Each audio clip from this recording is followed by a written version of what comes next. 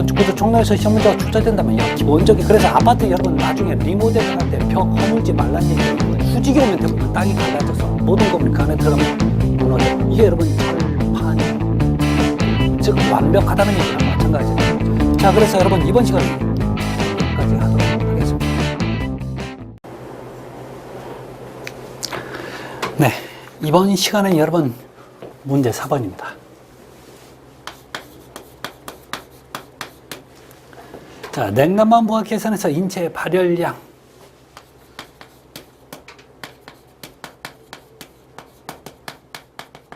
이거 할 때 인체 발열량이죠. 그럼 발생량 상관없는데 요거 너 어디서만 구하냐 라고 물어보는 거죠. 그래서 정답 몇 번 있어요? 여러분 1번이죠. 그래서 자, 얘는 반드시 난방이 아니라 어디에서요? 냉방에서만 계산하는 거죠.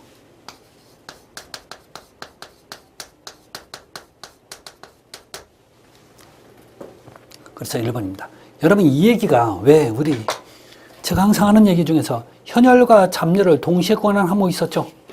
현열과 잡열을 동시에 구하는 항목. 냉방과 부하 계산에서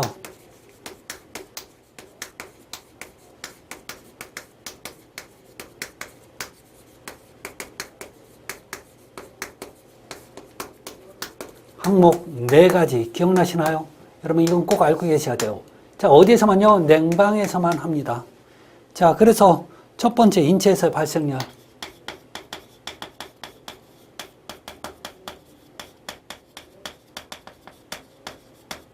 두 번째 실내 설비에서의 발생량.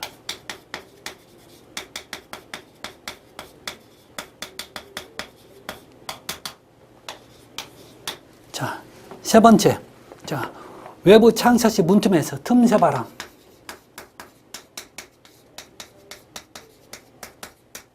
네 번째. 이런 얘기 있죠. 외기를 실내의 습도로, 바깥 공기를 실내의 습도로, 자, 외기를 실내 습도로 냉각, 감습시키는 열량을 요거 현열과 잡열과는 4가지 항목으로 본다고 그랬어요. 요거 여러분 꼭 좀 외우십시오. 현은 이거 물어보는 거예요. 이거. 자, 그렇게 확인하시면 좋겠습니다. 자, 이제 다음 문제를 좀 한번 볼까요, 여러분? 자, 문제 10번 갑니다. 자, 각종 공기조화의 특성에 의한 설명으로 가장 옳지 않은 거. 공기조화 방식이죠.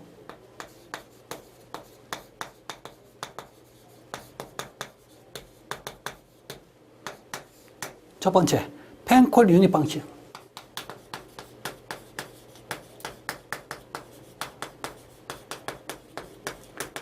얘는 전수 방식입니다. 자, 전수 방식 때 개별 제약 하나로 부분 사용이 많은 건물에서 경제적 문전. 얘는 실이 여러 개, 작은 실이 여러 개 있는데 가장 적합한 방식입니다. 두 번째, 이중 덕트. 덕트 항상 2개죠. 그래서 항상 이중 덕트인데, 항상 찬바람과 항상 따뜻한 바람이 만들어지는 거죠. 요 2가지. 그래서 자, 냉풍 온풍기 열 매체므로 실내 온도 변화에 대한 응답이 빠르다. 여러분 이 얘기는 지금 뭐냐면 예열 시간이 빠르다는 얘기입니다. 시간이 빠르다. 한 가지 더 하면 그만큼 온도 조절이 쉽다는 얘기죠. 용이하다고. 세 번째, 타임덕터 방식입니다. 자, 냉온풍이 혼합에 의한 열 손실 발생이 크다. 여러분 지금은 3번이 틀렸죠? 여러분 단일 덕터는 항상 여름에는 찬바람, 겨울에는 따뜻한 바람이니까 섞일 일이 없는 거죠.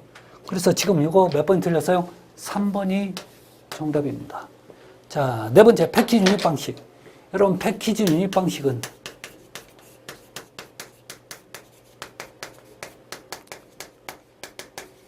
이걸 여름철에는 이 기계를 자, 냉풍기로 쓰고 그 똑같은 기계를 겨울철에는 온풍기를 쓰는 거죠. 그래서 요 2개를 하나 설치해놓고 각각 두 개를 같이 쓰는 방식의 패키지 유닛 방식입니다.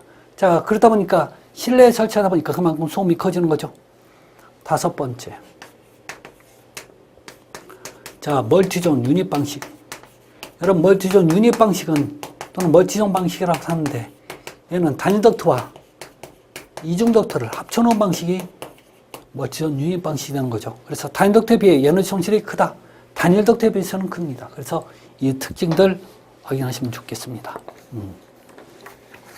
자, 다음 이제 자, 우리 문제 12번을 잠깐 좀 볼게요. 그러면 이중 덕트가 나오는 거죠. 옳지 않은 거. 자, 이중 덕트 얘기 좀 합시다. 자, 얘는 공조실이 있어요.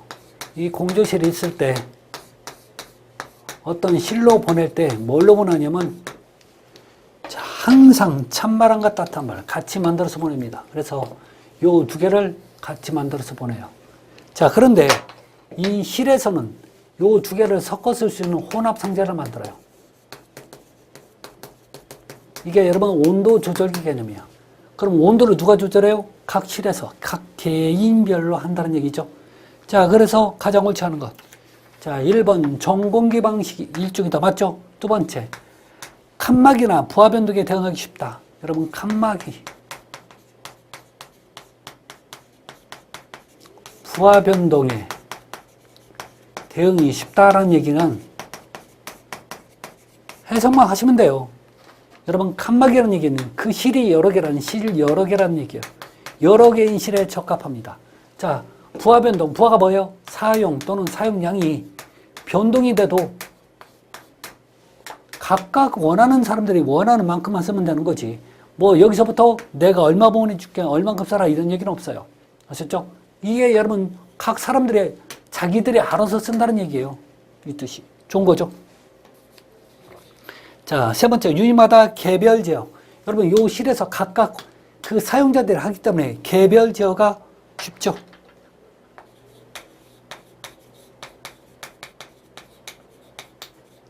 쉬워집니다. 자, 네 번째. 자, 냉방, 난방이 동시에 필요한 건물에 적합하다. 그렇죠. 항상 여름에도 따뜻한 바람, 겨울에도 따뜻한 바람, 여름에도 찬바람, 겨울에도 찬바람. 이러니까 두 개를 같이 써버리니까 자, 냉방이나 난방이 필요한 곳에 적당합니다. 다섯 번째, 공정 내부에 있는 유닛에서 각 촌별로 온풍과 냉풍을 혼합하여 보내는 방식. 여러분, 지금 5번 얘기는 뭐냐면 공조실에서 어떤 실로 보내요. 자, 그런데 어떤 실들이 어떤 존을 이루고 있어요. 그래서 이 존들은 예를 들어서 20도로 원하는 거, 자, 이 존들은 예를 들어서 30도로 원해. 이렇게 원하는 온도가 다를 때 찬바람과 따뜻한 물 공조실에서 같이 만들어요. 자, 같이 만들어 놓고 야, 너 20도 필요해? 알았어. 내가 20도 섞어서 보내줄게. 덕트를 하나로 보내. 자, 너 30도 보내. 30도. 여러분, 이게 뭐라고요? 멀티존 유닛 방식이에요.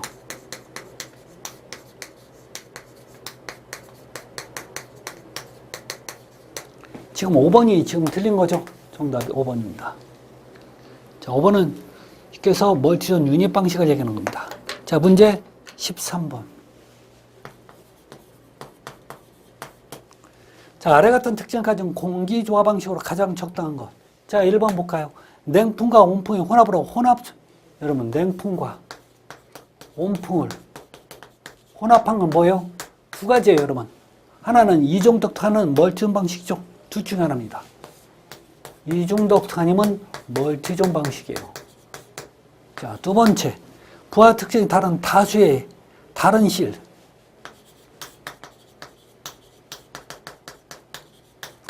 실이 있을 때는 여러분 어느 게 훨씬 좋아요? 이중 덕트가 훨씬 좋죠. 그러면 좁혀지는 건 이중 덕트네요. 자, 세 번째, 전공 방식의 특징이 있다. 그래서 둘 다 여러분 전공기 방식이니까 정답 몇 번 찍어야 돼요? 이중 덕트 방식이 네 번째를 찍어야 되는 거죠. 이런 얘기였습니다. 자, 그 다음에 나오는 게 여러분 문제 16번입니다.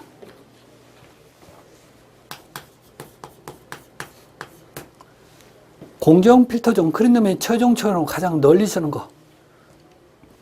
정답은 여러분 세 번째죠. 헤파 필터입니다. 자, 이 헤파 필터를 이런 식으로도 표현하죠. 초고성능 필터.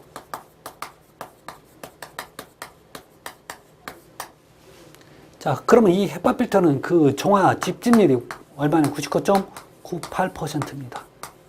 그래서 이 헤파 필터는 크린룸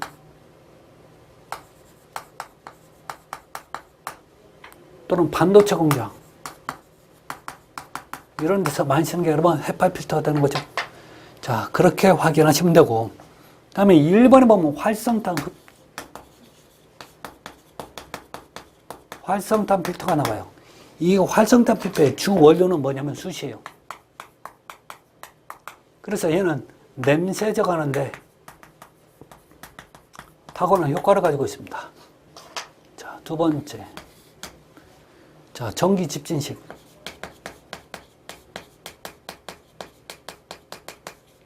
자, 얘는 여러분 이 덕트가 이렇게 있으면 이 안에 여러분 전선을 갖다가 이렇게 해서 전류를 흘려보내요. 그럼 공기가 이쪽을 통과하다가 이 전선에 먼지라든지 어떤 나쁜 게 닿으면 태워버립니다. 자, 그래서 얘는 전기로 인해서 태워버려요. 그러다 보니까 뭐까지 태울 수 있냐면 얘는 세균 제거도 가능하죠. 세균도 제거가 가능합니다. 태워버리니까. 그래서 전기 집진식 같은 경우는 주 사용 목적이 병원의 수술실 또는요 제약회사 이렇게 세균이 들어가면 안 되는데 이런데 제약공장 이런 데 쓰는 게 바로 전기 집진식입니다. 쉽게 해서 여러분 헤파 필터 다음에 좋은 게 전기 집진식입니다.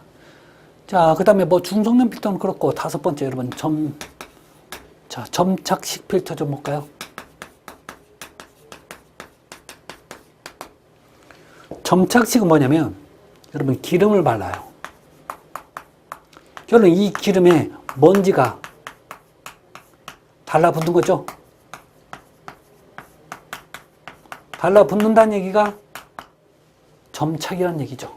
자, 근데 먼지는 먼지인데 보통 어떤 먼지냐면, 자, 먼지가 좀 큰 먼지가 좋아요. 그래서 여러분 섬유먼지처럼 섬유먼지 제거에 효과적입니다. 자, 그런데 잊지 말아야 될 얘기가 하나 나옵니다. 어떤 얘기냐면 얘는 식품 관련된 곳에는 절대 사용 금지합니다.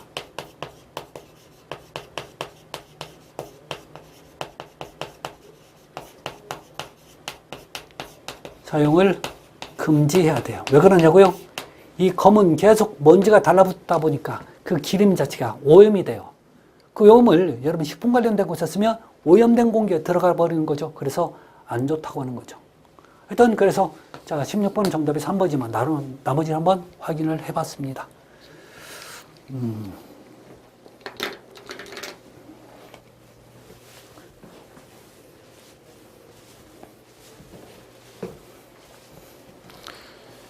자, 이번에는 여러분 문제 18번입니다. 자, 공조 설비의 덕트 분기부에서 여러분 뭐예요? 분기부에서 설치하는 게 뭐냐고 물어보는 거죠. 여러분 이런 거예요, 이런 거. 자, 덕트가 이렇게 오다가 이렇게 나눠 갔는데요. 그럼 문제는 뭐냐면 바람이 반반씩 나눠 가질 확률이 떨어지는 거죠. 그래서 이렇게 나눠주는 거죠. 그러면 여기서부터 반반씩 나눠 가진가 좋아요. 그래서 필요 없으면 잠그고 필요할 때는 열어주는 거죠. 이런 덕트를 여러분 뭐라고요? 스파이럴 덕트. 아니야, 미안해요. 스파이럴이래. 스플릿.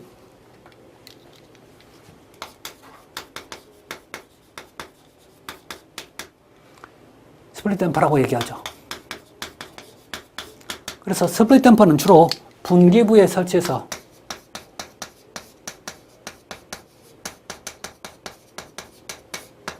풍량을 조절하는 용도로 쓰는 거죠. 자, 그런데 완전 개폐는 불가능합니다. 완전히 닫히지는 못한다는 얘기입니다. 자, 그게 있죠. 여러분 스플릿 댐퍼. 하나 더 봐야 할 게 여러분 네 번째 가이드밴이 나와 있죠. 네 번째. 자, 그래서 스플릿 댐퍼는 여러분 지금 5번에 있네요. 정답이. 근데 네 번째 가이드밴이 좀 하나만 더 갑니다. 여러분 굴곡부야. 이렇게 이 상태에서는 바람이 지나면 이 굴곡부에서 바람이 스머스게 못 지나가니까 풍속이 줄어들어요. 풍량도 적어지는 거고. 그걸 계속적으로 유지하기 위해서 이렇게 동그란 걸 여기다 이렇게 집어넣어줘요. 그러면 여기서부터 바람이 스무스하게 잘 넘어가니까 바람이 유지가 되는 거죠. 그래서 자, 이 가이드베이는 굴곡부에 풍량을 유지하는 용도로 쓰는 게 자, 가이드베이 됩니다. 자, 그렇게 확인하셨으면 좋겠어요. 그 다음에 이제 문제 19번에 보면 여러 가지 이제 덕트들이 나와요. 사실은 여기서 다 정리가 되는 건데,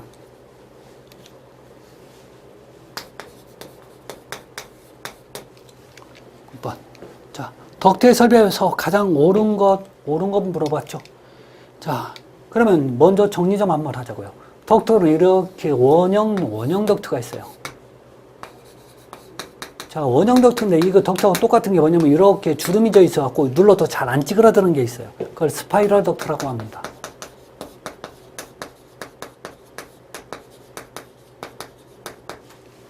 자, 또 하나는 여러분 이렇게 사각형인데 한쪽으로 길어.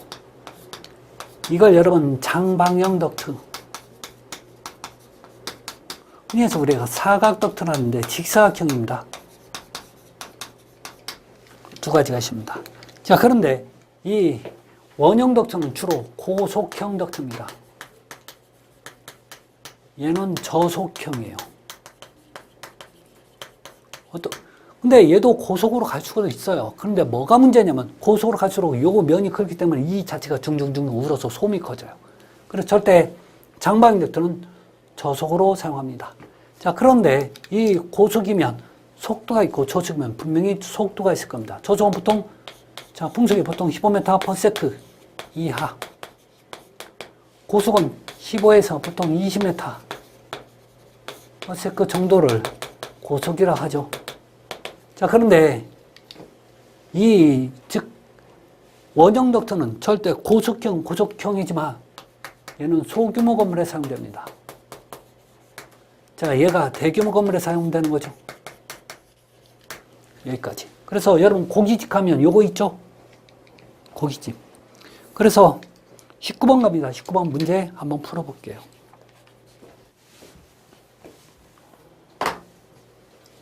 자, 1번.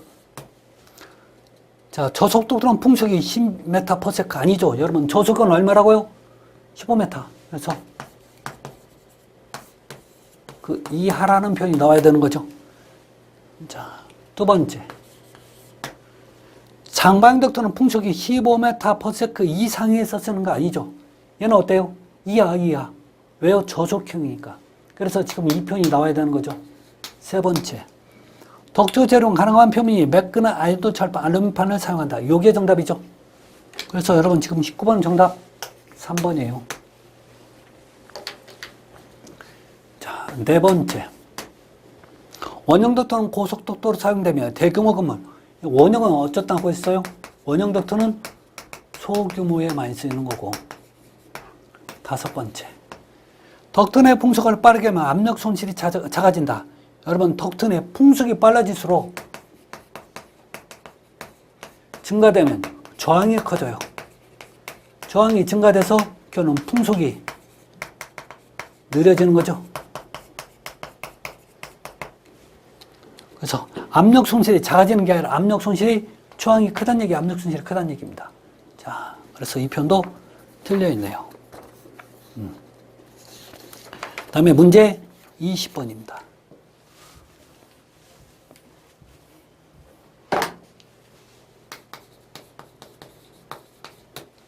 자, 건물 또는 실내 환기에 대한 설명으로 옳지 않은 거. 환기 설비죠. 환기입니다. 자, 우리 환기는 여러 가지 종류가 있는데 대충 한번 알아볼게요. 자, 환기는 제1종 기형기 설비, 제2종, 제3종 기계 환기 설비가 있어요. 자, 그 다음에 여러분 자연환기가 있는데 자연환기 두 가지가 있습니다. 하나는 바람에 의한 풍력 환기가 있고, 자, 온도차에 의한 중력 환기가 있습니다. 그래서 제일 좋은요, 급기, 즉 송풍기가 필요하고, 그 다음에 배기, 공기를 빼는 배풍기가 필요한 거죠. 제1종은 요 두 개 다 써요. 자, 제2종은 뒤에 거 안 쓸 거예요. 제3종은 뒤에 것만 쓰는 거죠. 대표적인 제1종 환기 설비 어디에 보셔야 되냐면 보일러실 있죠. 그다음에 수술실 이런데, 크림룸, 반도체 공장 같은 데는 제2종, 제3종에는 여러분 잊지 말아야 할 게 축전지실이에요. 자, 또 하나 축전지실 말고 여러분 좀 욕실이나 화장실 이런데, 주방 같은 데는 제3종을 쓰죠. 자, 풍력환기는 여러분 바람에 의한 환기고, 중력은요 온도차에 의한 환기입니다. 아셨죠? 자, 그래서 문제 20번 한번 풀어볼게요. 1번 바람이 강하게 불수록 환기량은 많아진다. 풍력 환기를 얘기하는 거죠. 자, 두 번째 실내 온도차가 클수록 환기량이 적어져. 여러분 온도차가 크면 환기는 더 잘 되는 거죠. 그래서 중력 환기를 얘기하는데, 이 중력 환기는 여름보다 겨울이 훨씬 잘 돼요. 왜? 온도차가 크니까 무조건 온도는 고온에서 저온 쪽으로 흐릅니다. 그래서 바깥에는 여러분 영하가 떨어지니까 실내는 대부분 영상이죠. 그러니까 온도가 자꾸 이동이 되는 거죠. 그래서 정답은 지금 2번이 틀려 있는 거죠. 세 번째, 배기용 환풍기만을 설치해요. 배기용 환풍기만 설치하는 거 있죠. 몇 종? 제3종. 자, 설치하여 실내 공기를 강제적으로 배출시키는 기계 환기 방법은 화장실, 욕실에 적합하다. 맞죠? 자, 네 번째, 중력 환기는 항상 일정 환기량을 얻을 수가 없어요. 항상이라는 얘기가 여러분 겨울철에는 그나마 낫겠지만 여름철에는 안 됩니다. 또한 일정량 이상의 환기량을 기대할 수도 없는 거죠. 자, 다음에 보일러 시동은 반드시 급기와 배기를 강제식으로 해야 된다. 여러분 보일러실은 급기와 배기를 강제식으로 하는 거죠. 그래서 자, 5번도 비운 맞네요. 그래서 이렇게 정리하시면 좋을 것 같습니다. 자, 이제 저는요 전기설비로 넘어갑니다. 페이지 100, 전기설비. 이제 우리 제 8절이죠.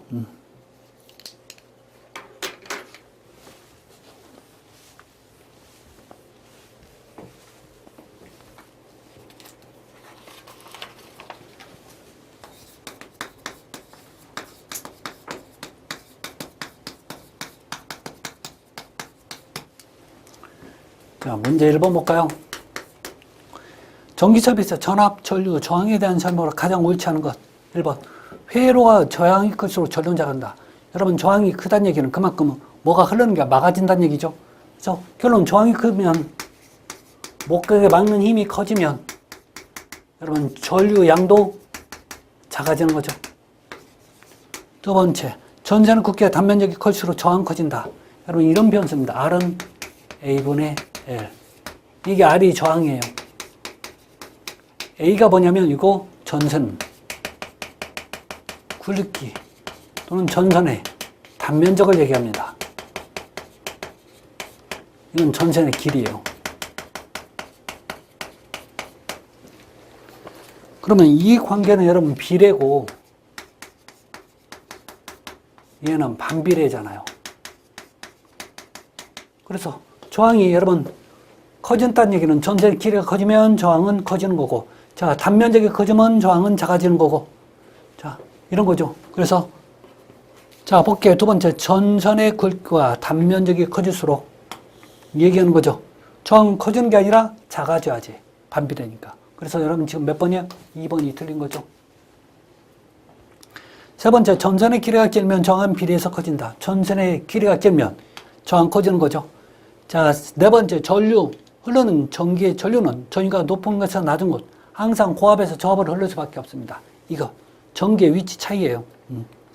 다섯 번째, 전선 자체가 갖고 있는 독특한 고유 저항을 비저항.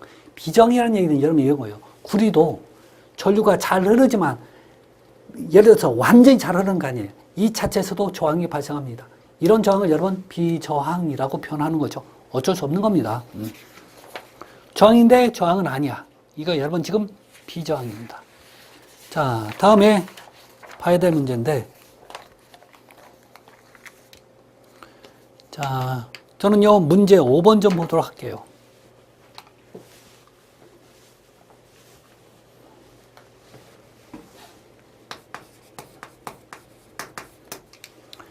자, 전기 배전 방식에 대한 설명을 가장 옳지 않은 거, 배전 방식이죠. 자, 배전 방식에서는 기본적으로 여러 가지가 있지만, 여러분, 나뭇가지식이 있고,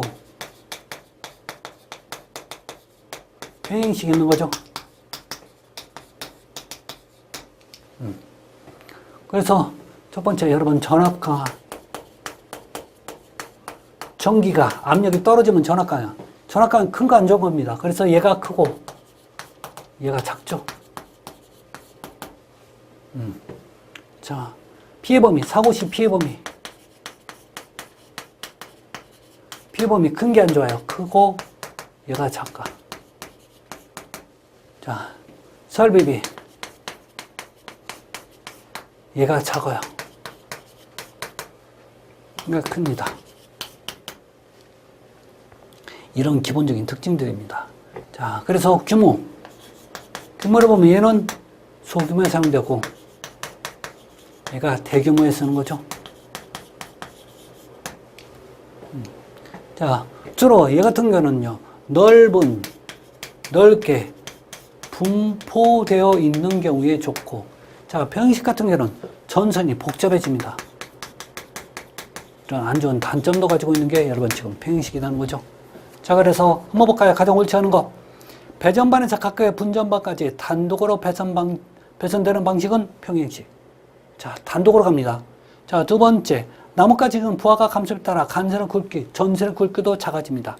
세 번째, 평형식은 전압 강화가 평균화, 작아진다는 얘기입니다. 전압 강화가. 자, 네 번째, 나뭇가지식은 배선비가 많이 들고 배선이 혼잡. 여러분, 배선비, 설비가 많이 들고 혼잡한 것은 평형식이 되는 거죠. 그래서 지금 4번이 틀린 겁니다. 수지상식이 여러분 나뭇가지식입니다. 요걸 여러분 한문으로 수지상식이라고 얘기하죠. 자, 이 수지상식은 자, 전력이 넓은 범위에 분산되어 있는 곳에 적합하다. 이런 표현이었죠. 네. 자, 그렇게 확인하시면 되고, 자, 다음에 나오는 문제, 여러분 페이지 159페이지 문제 6번입니다.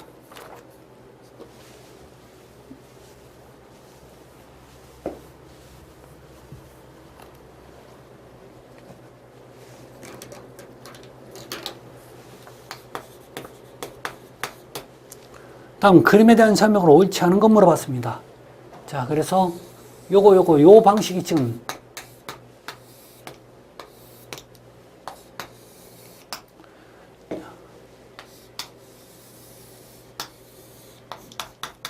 여러분 얘는 뭐예요? 3상4선식이죠. 3상4선식은 220V와 380V를 동시에 쓸 수 있는 방식이 바로 이 방식이죠. 자, 그래서 여기가 여러분 지금 접지, 중성선이 되는 거죠. 그래서 기역, 니은, 디귿, 리을 이렇게 되어 있네요. 자, 그러면 여러분 빨리 전압을 체크해 봅시다. 여기에서 여기는 220V, 또 여기서 여기까지 220V, 여기와 연결하면 220V가 만들어지는 거죠. 그런데 나머지 선, 즉 요 선 380V, 380V 이렇게 만들어지는 거죠. 그래서 1번입니다. 니은과 자, 리을선. 그럼 몇 볼트 나와요? 220 나오는 거죠. 가정용 전등 전원을 공급한다. 맞네요. 두 번째. 자, 기역과 그다음에 디귿과 자, 리을선의 연결을 승강기, 전동기, 전후 공부한다. 380 맞죠? 맞아요. 자, 세 번째. 자, 니은 선은 백색 또는 회색. 그러면 요 중성선은 이렇게 N으로 표시가 나누면 이렇게 접지를 연결해서 접지로 얘기합니다. 자, 얘가 표시할 때는 백색이나 또는 회색으로 표시하게끔 되어 있습니다.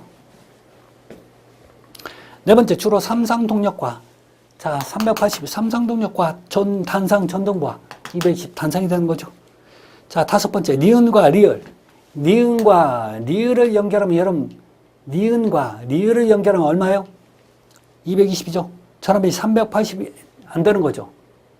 자, 니은과 리을을 연결하면 얼마예요? 220이잖아요. 그래서 자, 5번 표현이 지금 틀려 있는 거죠. 정답이 5번입니다. 이렇게도 나올 수 있지만 여러분 이렇게 칸 넣기도 할 수 있는 거죠. 칸 넣기. 그래서 기역, 니은, 디귿, 리을, 미음. 자, 여기에 알맞는 전화번호 어떻게 되냐 이거 찾으라고 나올 수도 있으니까 여러분 여기까지는 정리 좀 부탁 좀 드립니다. 자, 그래서 이번 시간 여러분 여기까지입니다. 고맙습니다.